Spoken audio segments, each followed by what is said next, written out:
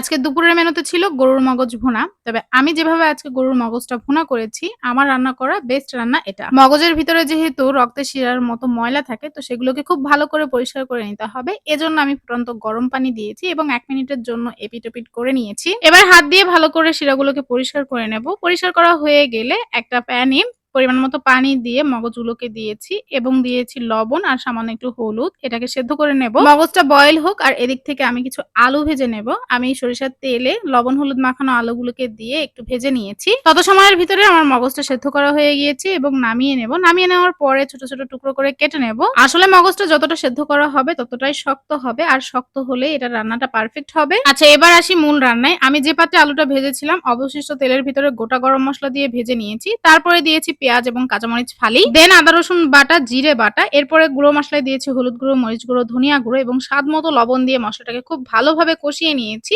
এরপরে মগজটাকে দিয়ে কিছু সময় কষিয়ে নেওয়ার পরে ভেজে রাখা আলুগুলোকে দিয়ে আরো কিছু সময় কষিয়ে নেব। তারপরে পরিমাণ মতো পানি দিয়ে ঢাকনা দিয়ে এটাকে রান্না করে নেব। তৈরি হয়ে গেল মজাদার মগজ ভুনা। রান্নাটা কেমন হয়েছে অবশ্যই কমেন্ট করে জানাবেন। পরবর্তী ভিডিওতে কথা